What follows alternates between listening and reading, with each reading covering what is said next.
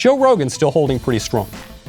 We're now being told by the Faucis of the world, and all of them, that if you in any way resist efforts to mandate the masks or mandate the vaccine, you're a murderer, you're a threat to public health, you're politicizing everything.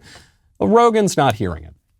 Rogan is holding a show at Madison Square Garden. He's sold a zillion tickets already. And now in New York, they're mandating the vaccine, just like they are in parts of Europe.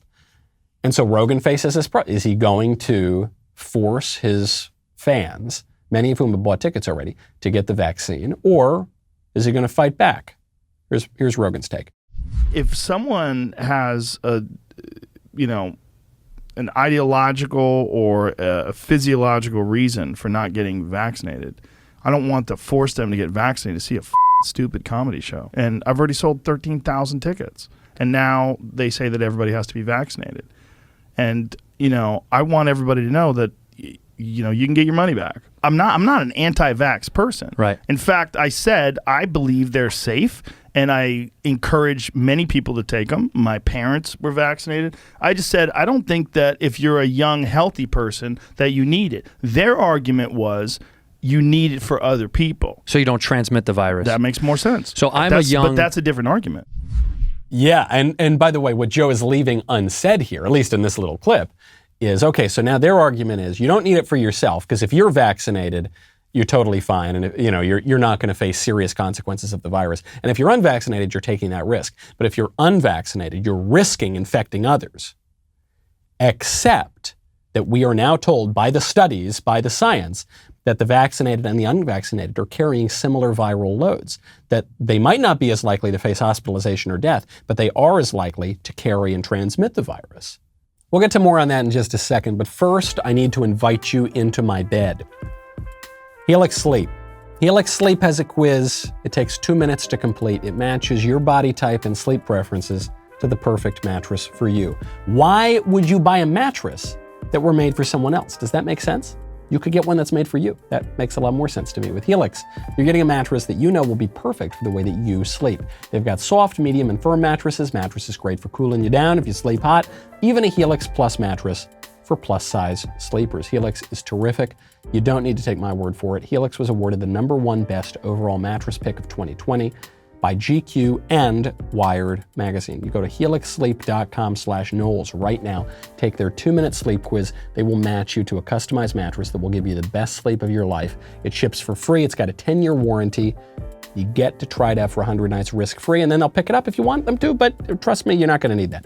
Helix is offering up to $200 off right now, all mattress orders, and 2 free pillows for our listeners at helixsleep.com/Knowles. That is helixsleep.com/Knowles for up to $200 off and 2 free pillows. So then do you see the problem here for the people saying you need to get vaxxed for others?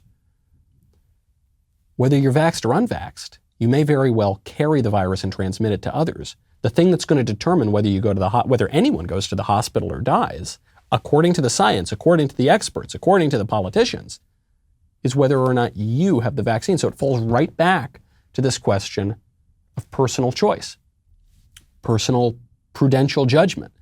What risk am I going to take? As Joe Rogan correctly says, if you are a young person, you are at a very, very low risk of facing serious complications of the virus. If you're a morbidly obese 85-year-old, maybe you're at a higher risk, okay? Maybe you're going to have a different calculation. But if you're a young person, the arguments that the people who are mandating vaccines are making don't make any sense. They don't make any sense at all.